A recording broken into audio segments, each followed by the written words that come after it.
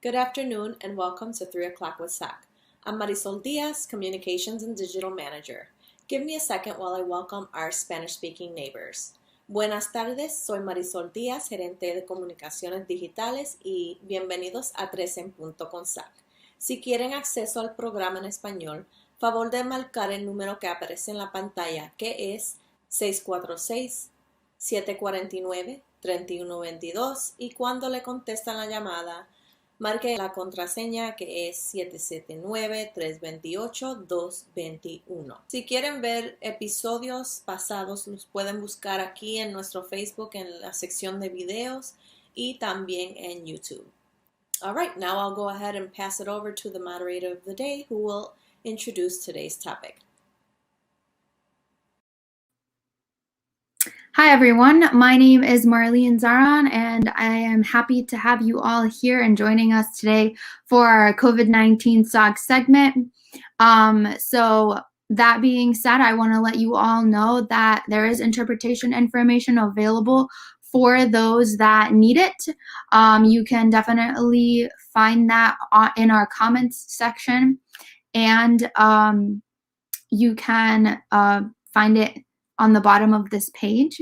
So that being said, I want to also let you guys know that the COVID-19 information that I'm going to be sharing is going to be in the comment section. You can also find all of this information and all of the recorded episodes that we have on our SOC Facebook page and on our YouTube page as well, with the Spanish interpretation and in English as well. So that being said, I want to just let you guys know that the interpretation line, you can call 646-749-3122, and then there's a code that you put in 779-328-221, and that'll take you right to the interpretation line. So moving forwards, I want to just go ahead and quickly introduce our guest for today. Our guest for today is actually on the board for Coral Centro. Her name is Erika, and she is here today to talk to us about mental health and essentially like approaching mental health through a Latino AX lens, right? So now I'll go ahead and put on Erika. Hi, Erika. Hi, Marlene. How are you? Good, good. If you want to go ahead and kind of introduce yourself and kind of talk about what it is that you do and what it is you do with Coral Centro. Absolutely. Thank you. Again, my name is Erika Villafuerte. I have my own business, Salud First, where I help people understand Medicare and how to enroll in Medicare and the different benefits that they might qualify for. And I combine that with health and wellness information and how our emotional health is key to taking better care of our physical health.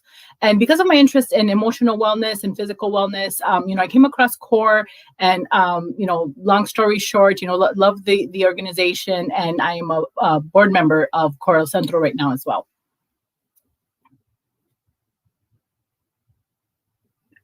Awesome. So let's get right into it. Can you give us kind of a rundown of, what is stress exactly? Absolutely. Thank you. So right now, as you know, as many people probably know and have become more aware of, with the COVID situation and the different ways we've been living in this past year, when our lives turning upside down and different things happening, there's a lot of stress going on.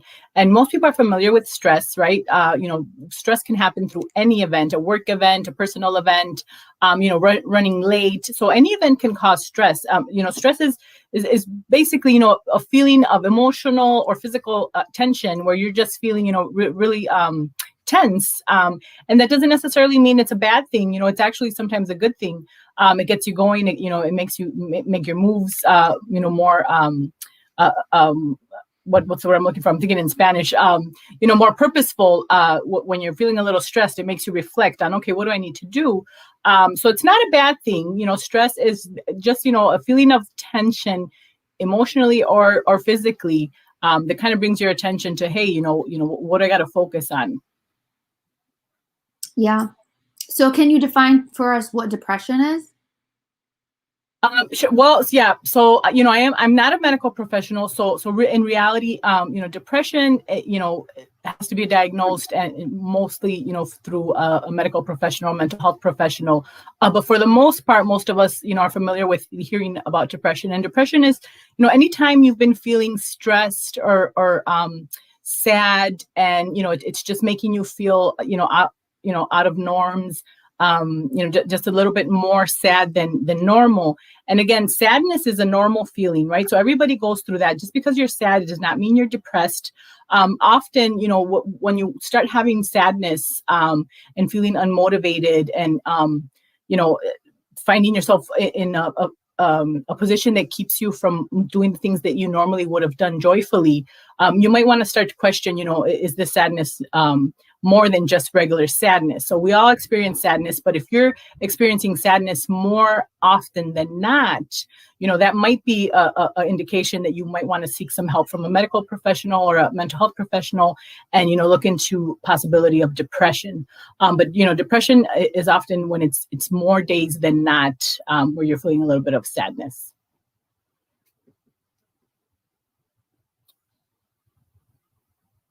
Well, I think you're on mute. Oops. Thank you for explaining that, Erika. So our next question is, how does someone know if they are either really stressed or they are having some symptoms of depression? Again, so I kind of touched on that a little bit. So it's really hard to self-diagnose. A lot of times people think, oh, I might have depression, and it might just be, you're going through a tough time. So that's understandable. If you're going through some personal situations or even professional situations that are really stressful, it's not uncommon to have maybe a week full of stress. That doesn't mean that you're, too stressed or out of the norm stressed or, in depression.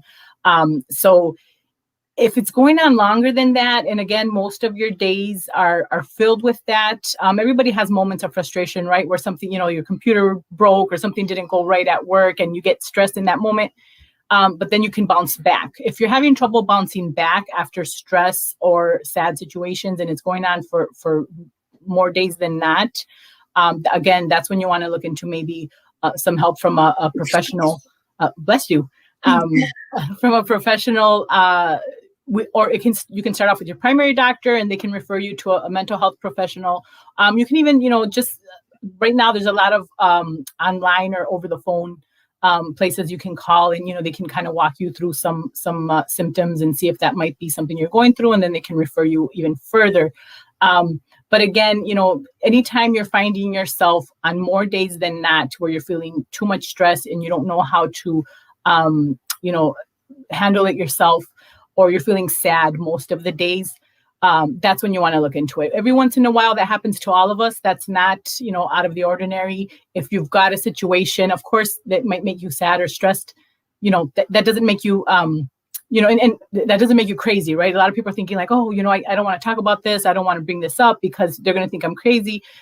Everybody goes through these emotions. It's normal. It's only when it's going on for way too long, and there's no set number. Whatever feels too long to you, that's when you should look. So if it's a day, but you feel like that day was extra hard, then that's too long for you. If normally you can go a week, but now it's been a month, then this is too long for me. So it's individual, but I always suggest you reach out to a professional or even just a friend. Sometimes talking to a friend can help, guide you into, what might be the next step for you. Right. Thank you. So Erika, can you talk about, checkups, mental health checkups? Like you stated, it's okay to get help. And what we're trying to do is we're trying to break down the stigma regarding getting therapy. So let's talk about the stigma within not only the Latino X community, but like immigrant communities as well, Yeah, so great question. So, speaking of the Latino community, yes, there is, and especially in my community. So I'm Mexican, and in my Mexican community, there's a lot of machismo still, right? So there's, you're weak if you seek a mental health. You should be able to handle that yourself. And that is absolutely incorrect, right? So just like we get our physical body checked up, if something hurts, if our hand hurts, if we smacked our hand and suddenly, for the most part, it's a bruise and it's going to be gone in a couple of days, but, a week from now it's swollen and still blue and getting worse. Hey, this isn't normal. Normally that bruise would be gone, but it's getting worse. Let me go check that out. The same thing with our mental health. Normally I can handle this myself, but I'm feeling like maybe I need some guidance. And it's not a reflection if you're weak or if, you're crazy. Again, that word crazy, a lot of people like to throw that around. Well, if you can't handle it yourself, but you're right. That's a huge stigma in a lot of our immigrant populations. We've been taught to keep our business to ourselves. And the good thing is with, all of these mental health professions, they have to keep that information private. So you don't have to tell anybody that you're getting that checkup, just like you don't tell somebody that you're going to go, get checked up because this cold is maybe giving you an ear infection now because your ear hurts. You don't check in with everybody and guess what? I'm going to go get my ear checked. You don't have to tell anybody. That's just for yourself, So yeah, we definitely need to get rid of that stigma. I like to tell people, and of course, everybody's situation is different, but it's kind of starting off with a new friend, if you will, a professional friend who does not have any say in what's going on in your life and can look from the outside in and kind of give you guidance.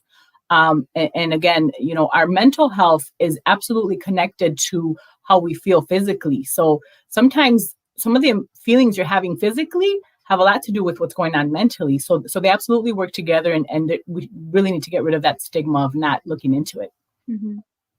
And I completely agree with you on the machismo effect. I come from a Middle Eastern background, so we have the similar approach when it comes to mental health. For us, it's more on a religious factor. So if they keep, like our society tells us, maybe you're not praying enough. Maybe you're not, maybe you should look to God more, and that will help you get better, and sometimes, there's a point where you can be religious as much as you can, but you do also need to seek out that help, because it's okay to ask for help from someone else. And that's definitely another factor that plays into it, So I don't know if you have anything to add on to that. Yes, that's perfect. So being raised very religious too, from a very Catholic family, my mom used to say that as well. Oh, you don't have enough faith. You just need to pray it. And I think, a little bit touching on that immigrant and I don't like, I'm sure there's other populations that struggle with the same thing, maybe not just immigrants, but it's very much seen in our immigrant populations where, it's very prideful. So a lot of times our parents or, our older elders, whether it's an uncle or a grandparent, they don't want to, again, because of that stigma of thinking it's crazy or there's something wrong with you. Well, not my family. So no, don't, pray it away. It'll take it away because there's really nothing wrong with you, right? Well, no, there's nothing wrong with you. I'm just a normal person trying to, navigate these emotions, and that's really all it is. But you're right that machismo and speaking of that machismo, so it's in a lot of our immigrant populations. But it's also, it's just women and men, even today, even in our non-immigrant populations, I think men are still expected to, in 2021, we've come a long way, but they're still very much expected to be strong and not talk about this. And, women, we're allowed a little bit more to cry and lean on our friend and, hey, I can't believe this just happened to me. And men aren't allowed to do that. I was talking to a friend of mine recently, and he literally said to me, like, yeah, when I hang out with my guy friends, we're talking football, we're talking, we're making fun of each other. Like, I don't come to them and say, hey, I'm really sad because I just broke up with my girlfriend. I got to pretend it's all good. And, maybe I have one friend I can lean on. But women, we even if we just met, we kind of tend to connect a little bit more, and we're allowed to have that more of a vulnerability. Mm-hmm. And I think we need to, allow our men to do that more, especially in our immigrant populations and especially in our older generations. So again, working with the Medicare population, I see that a lot in our older generations, especially our immigrant populations, because of that factor, because they weren't allowed to show that before. So now it's building up in them. Years of not being able to talk about certain things will take a toll on you, and especially our men.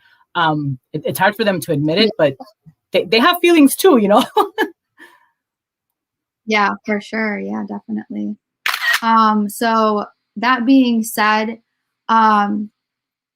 so we did share some mental health resources that it's a document that we have, and it's listed below in the comments section. So you guys can have access to that. It's a little mental health document I put together with all of the phone numbers that you can call to reach for help. And then, you know, Erika, if you have any mental health resources you'd like to give out during this time. Sure, absolutely. So, so again, Core El Centro, and I should know that number by heart, but I apologize, I don't have it offhand. But maybe we can type it in the notes afterwards. But Core El Centro, absolutely, you know, they have a lot of online classes and you know, mind-body exercises and things going on right now. They still have in-person massage and acupuncture, those kind of things. Again, the body and mind are very connected. So there's things we can do like that for self-care. And then again, if anybody has healthcare, health insurance, sometimes your insurance has that benefit. So those of you that are lucky to have health insurance, you know, look into what benefits you have and what that copay might be, or you know, some insurances, you know, give you like a number of 3 to 5 free visits. And again, those that have Medicare, if you need any help on understanding your Medicare benefits, often Medicare plans have that benefit as well. And I'm happy to help. You know, anybody can call me if they want, 414-520-3436. But yeah, and you know, 211 is a big one for anybody that doesn't have insurance, and they can give you some free resources as well. Definitely. Thank you. Thank you for sharing that. Is there anything else you'd like to add on before we conclude? Nope, just thank you so much. And I hope, you know, if you know somebody that is struggling with admitting that they would like some mental health, you know, please be, you know, okay reaching out to them and just sharing some resources. Maybe these resources that we shared here today, you know, slip that sheet nearby them or something like that. But I think if all of us kind of reached out to a friend or two and maybe admitted, hey, I hate to use the word admitted because it's kind of like we were sneaking, but, you know, let them know, hey, this is something I've done. This is something I think is valuable. We might get more people to start doing it. So, so yeah, let's all just help each other. And, you know, starting with our mental health is a big way. Yeah, definitely. Well, thank you so much, Erika, for your time. It's been a pleasure having you on. And Erika is actually going to be coming on the forum once every month with us. So she will be giving us some mental health kind of sessions, and we're going to break things down. So some future topics that we're going to be talking about and touching on is, you know, putting down boundaries with loved ones when our own mental health is feeling down, giving yourself self-love, how to get individuals to seek help that you know of, maybe family or friends, projecting toxic taught behaviors on one another, being independent in a community-based culture as well. So those are just some of the segments me and her actually brainstormed together, and we're going to try to bring them to you guys once every month moving forwards, because we are in a pandemic and lots of mental health crises cases are going up. So we're here for you guys, and we're here to help the community. So thank you so much. I will see you on next month. All right. Thanks so much, Marlene. Thanks, everybody. Take care. Bye. All right. So for my next segment, we're going to have on John Sanson. He is from 16th Street Clinic. He is going to be talking to us about the Johnson & Johnson vaccine and the updates with that. He is also the vaccine manager from 16th Street Clinic, so he's handling that main project. Hello, John. Thank you for coming on. Hi, good afternoon. How are you, Marlene? Great. Thank you so much for taking the time to come on. I know that it was a little bit last minute, but it was really awesome for you to come join us. So quickly, I'm going to kind of give you the platform to speak on this, because I'm not a medical professional or specializing in the Johnson & Johnson vaccine distribution. But our main question is, what are the current updates with the Johnson & Johnson vaccine that you can give us? Yeah, so earlier this week, the Federal Drug Administration, the FDA, and the Centers for Disease Control, the CDC, stated that federal sites would be putting a pause on the one-dose COVID vaccine, the Johnson & Johnson. The state of Wisconsin has also put a pause on the J&J vaccine distribution. And that's due to a small number of people in the U.S. that have developed a rare disorder involving blood clots within 2 weeks of that vaccination. So there has been six people out of nearly 7 million people that have received the Johnson & Johnson vaccine who have experienced these blood clots. So really what we're saying right now is if you've received the Johnson & Johnson vaccine, you're at a very low risk of having any of these symptoms, right? But continue to monitor your health and reach out to your provider if you experience any of the following. So if you have a severe headache, abdominal pain, leg pain, or shortness of breath within 3 weeks of receiving the vaccine, we should contact our medical provider. Right. Because those are signs of a blood clot, like having leg pain and, headaches and stuff like that. Exactly. And it hasn't been scientifically proven yet that the two correlate, that the vaccine and the blood clots correlate, because it was distributed to a large amount of individuals, and the women that did get the blood clots are from the age of 18 to in their late 40s. So, if they're on birth control, if they have other health outcomes, those definitely could have been a reason why they received, they got a blood clot to begin with. So lots of, pre-existing conditions that need to be looked at before moving forwards. And this is confirmed. And I also know that it was taken down off the market because Johnson & Johnson was only distributing to 5% of the vaccine efforts. And so honestly, the Pfizer and Moderna were doing much more vaccinations and production. So that's why that's another reason. Yeah. So thank you, John. Do you have anything else to add on to that? Really, yeah, kind of just what you said there. Safety was really the key for the pause, right? So next steps, the CDC and FDA are going to gather additional information and determine what the next steps are for Johnson & Johnson vaccines. I think just saying that the risk of contracting COVID-19 still remains very high in our community. There are two vaccines out there, the Pfizer and the Moderna. So let's continue to do our research, learn about them, and make the choice on what vaccine you would like to receive. On 16th Street. 16th Street is offering both the Pfizer and the Moderna. Patients over the age of 16. And I know right now the city of Milwaukee has a big push, and there's locations spread through the city. So availability is there. Mm-hmm. Can you talk to us about those that are 16? Are there any documentation or approval or consent they need to do before getting the vaccine since they are minors? If really just having a parent with them, right? If they're under the age of 16, there is a consent form that needs to be filled, and a parent or guardian would be the one signing that consent form for the child. Okay, awesome, thank you. And let's kind of reiterate, if do you need legal documentation to receive the COVID vaccine? Yeah, IDs and health insurance are not required to receive the vaccine. Awesome. Yeah. And cost? And it's free of cost.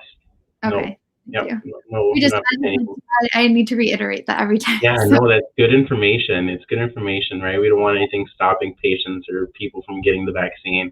If there's a fear of not having an ID or not having insurance, what the cost is, that shouldn't be an issue at all. Yeah, for sure. All right. Well, thank you so much, John, for coming on. John is actually going to be coming on with us every month. He came on with us early. You're actually supposed to come on again next week, so we hope to see you then as well. And I'll be sending you that Google Calendar invite. But thank you so much for coming on, John. Always great to see you. Absolutely. You take care. Thank you. Bye, everyone. Bye. All right. Always great to hear from 16th Street Clinic and their updates and the work that they're doing.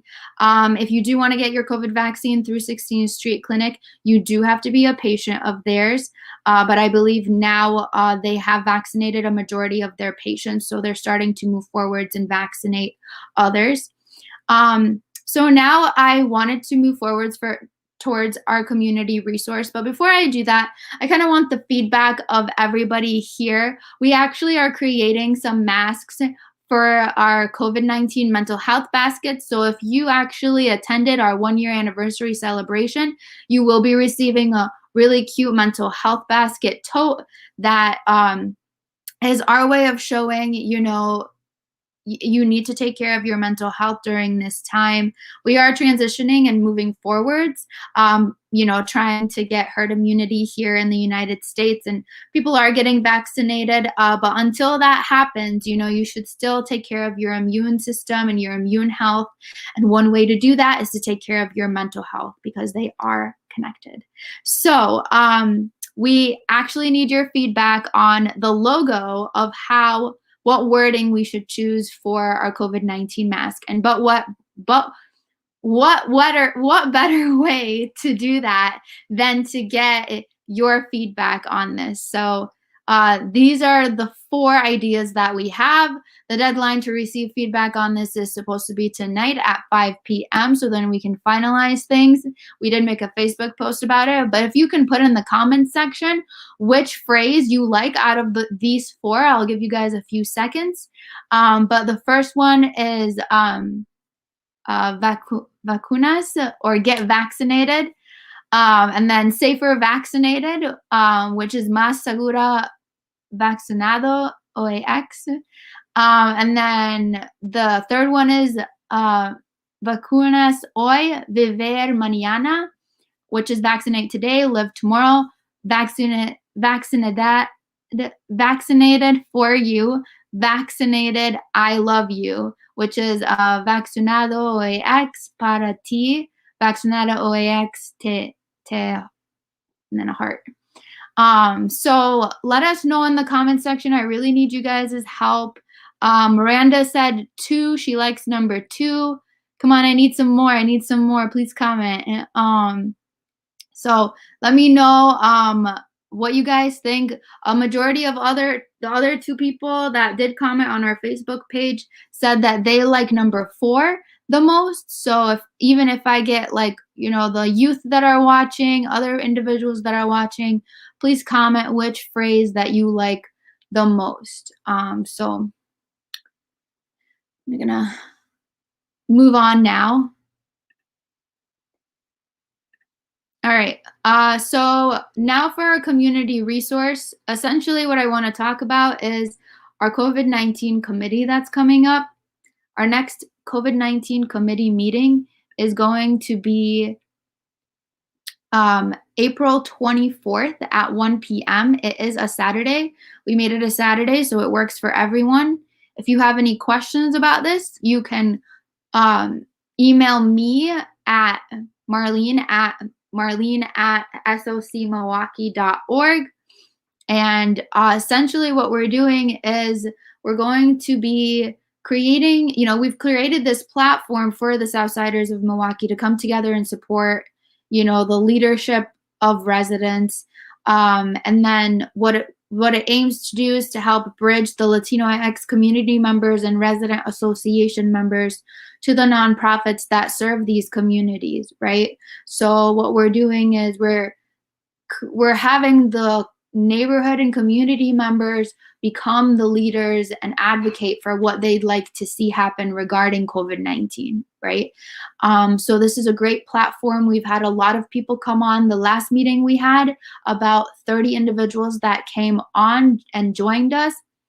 For this next meeting, this is a one-time thing only, but we are having gift cards given out. So we have $50 gift cards that will be given out to the first 20 people to complete the session and fill out the post survey.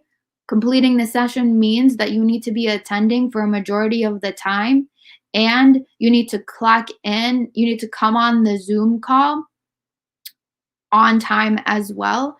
And you need to also fill out the post survey. So the post survey is a link that I will be sharing at the end of the Zoom call with everyone to join us. This is a great project, and we've been working and getting great ideas from you guys moving forwards on how we should approach COVID-19 and the COVID-19 vaccine with the community. We also have a chance for you guys to sign up and register to get masks, to get COVID-19 masks. So when you do join, you get access to all of those resources, and then any upcoming events such as cleanups around neighborhoods and those dates and everything of that sort. So we just ask for your time for 1 hour from 1 to 2 p.m. And there's a chance you could get a $50 gift card if you are of the 21st people to complete everything. So that being said, I want to just say it's been a great week so far. So tomorrow we actually have a possible guest on that. Not a possible guest. We have a guest on, Martha Collins. She's the Director of Advocacy and Outreach from Feeding America. And she's going to be talking about the pandemic EBT campaign. So, how you can possibly get more food stamp money on your card during the pandemic. I do know that money did increase because children are home more often because schools are they are virtual. So that being said, I just want to conclude this session with a survey promo, and I hope you guys have a great rest of your day. Has this live forum been informative and useful to you? What part of the forum could be improved or changed to make it better? Please take a quick survey that's located in the comments section so that we can keep 3 o'clock with SOC going for residents.